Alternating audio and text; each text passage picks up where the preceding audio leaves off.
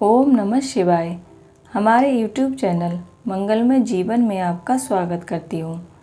आज के वीडियो में आप श्रावण मास मातम्य के 21वें अध्याय की कथा का श्रवण करेंगे। इस अध्याय में आप श्रावण मास पूर्णिमा में किए जाने वाले कार्यों का वर्णन तथा रक्षाबंधन की व्रत कथा सुनेंगे। भगवान शिव जी का ध्यान करते हुए आज का वीडियो शुरू करते हैं। सनत कुमार बोले कि हे दयानिधि, कृपया करके आप पूर्णमासी व्रत की विधि कहिए, क्योंकि हे स्वामी, इसका महात्म्य सुनने वालों की श्रवण इच्छा बढ़ती है। ईश्वर बोले कि हे सनत कुमार, इस श्रावण मास में पूर्णिमा तिथि को उत्सर्जन तथा उपाकर्म संपन्न होते हैं। उत्सर्जन उसे कहते हैं कि जब हम कोई वेद धार्मिक ग्रंथ को पढ़ने की शुरुआत करते हैं, और उपाकर्म उसे कहते हैं जब हम धार्मिक ग्रंथ को पढ़ने के बाद उसे समाप्त करते हैं। तो भगवान शिव कहते हैं, इस श्रावण मास पूर्णिमा तिथि को उत्सर्जन तथा उपाकर्म संपन्न होते हैं। पौष की पूर्णिमा तथा माघ की पूर्णिमा तिथि उत्सर्जन के लिए होती है।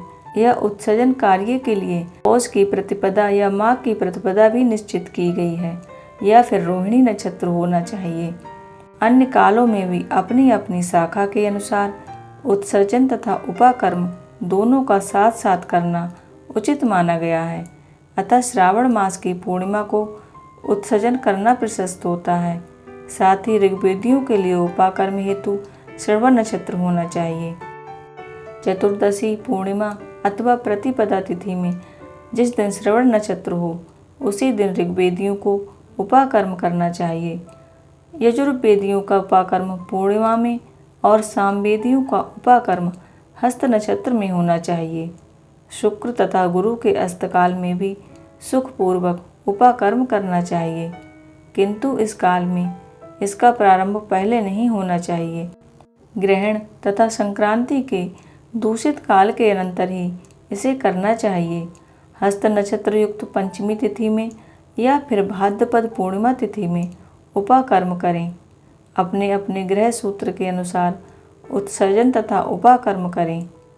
अधिक मास आने पर इसे शुद्ध मास में करना चाहिए। ये दोनों कर्म आवश्यक हैं, अतः प्रत्येक वर्ष इन्हें नियम पूर्वक करना चाहिए।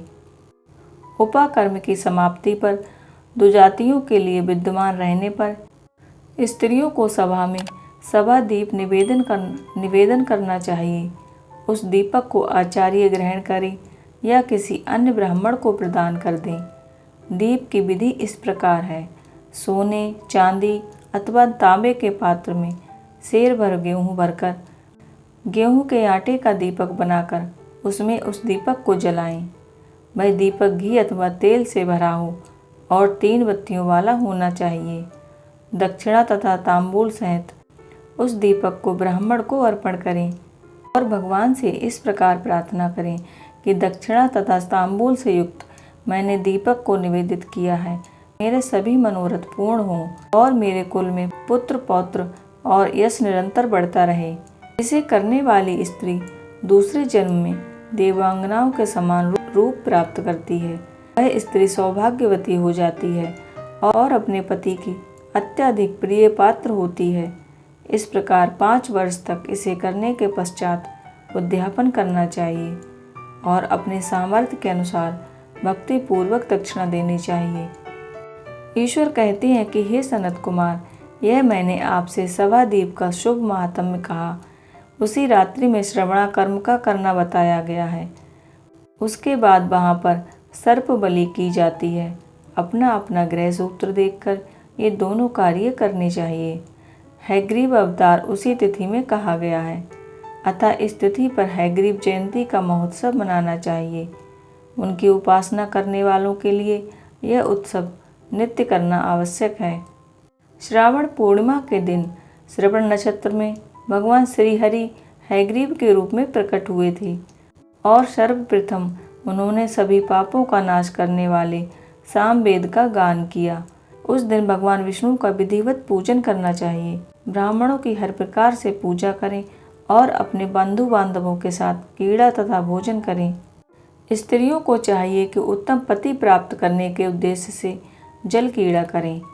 उस दिन अपने अपने देश में तथा घर में इस महोत्सव को मनाना चाहिए तथा हैग्रीव की पूजा करनी चाहिए और उनके मंत्र का जप करना चाहिए। इस प्रकार करने पर हैग्रीव प्रसन्न होकर उत्तम और वांछित फल प्रदान करते हैं। इसी पूर्णिमा के दिन रक्षाबंधन मनाया जाता है, जो सभी रोगों को दूर करने वाला तथा सभी अशुभ कर्मों का नाश करने वाला है। अब मैं आपको रक्षाबंधन की पौराणिक कहानी सुनाता हूँ, इसे ध्यान लगाकर सुनिए। इंद्र की विजय प्राप्ति के लिए इंद्राणी ने जो किया था उसे मैं बता रहा हूँ।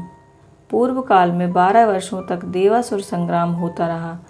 तब इंद्र को थका हुआ देखकर इंद्राणी ने इंद्र से कहा कि हे देव, आज चतुर्दशी का दिन है, प्रातः होने पर सब ठीक हो जाएगा। मैं रक्षाबंधन अनुष्ठान करूंगी, उससे आप अजय हो जाएंगे। और तब ऐसा कहकर इंद्राणी ने पूर्णमासी के दिन मंगल कार्य संपन्न करके इंद्र के दाहिने हाथ में आनंददायक रक्षा बांध दी। उसके बाद ब्राह्मणों के द्वारा स्तवन किए गए तथा रक्षाबंधन से युक्त इंद्र ने दानव सेना पर आक्रमण किया और क्षण भर में उसे जीत लिया। इसी प्रकार विजयी होकर इंद्र तीनों लोकों में पुनः प्रतापवान हो गए। हे मुनीश्वर, मैंने आपसे रक्षाबंधन के इस प्रभाव का वर्णन किया, जो विजय की प्राप्ति कराने वाला, सुख को देने वाला और पुत्र तथा आरोग्य धन प्रदान करने वाला है। सनत कुमार बोले कि हे देव, यह रक्षाबंधन किस विधि से, किस तिथि में तथा कब किया जाता है? कृपया करके इसे बतलाइए। हे भगवान, जैसे जैसे आप अद्भुत बातें बताते जा रहे हैं, वैसे वैसे अनेक अर्थों से युक्त कथाओं को सुनते हुए मेरी तृप्ति नहीं हो रही है। ईश्वर बोले कि बुद्धिमान मनुष्य को चाहिए कि श्रावण मास का महीना आने पर पूर्णिमा तिथि को सूर्योदय के समय श्रुति स्मृति के विधान से स्नान करे। इसके बाद संध्या जप आदि करके देवताओं, ऋषियों तथा पितरों का तर्पण करने के बाद सोने, चांदी या रेशम के तंतुओं से निर्मित राखी बनानी चाहिए। इसके बाद कलश स्थापित करके उसके ऊपर पूर्ण पात्र रखें, पुनः उस पर रक्षा को स्थापित कर दें। इसके बाद यह मंत्र पढ़कर पुरोहित रक्षाबंधन करे। जिस बंधन के महान बल से संपन्न दानवों के पति राजा बलि बांधे गए थे, उसी से मैं आपको बांधता हूँ। हे रक्षे, चलायमान मत हो। ब्राह्मणों, क्षत्रियों, वैश्यों, शूद्रों तथा अन्य मनुष्यों को चाहिए कि यत्नपूर्वक ब्राह्मणों की पूजा करके रक्षाबंधन करें। जो इस विधि से रक्षाबंधन करता है, वह सभी दोषों से रहित होकर वर्ष पर्यंत सुखी रहता है।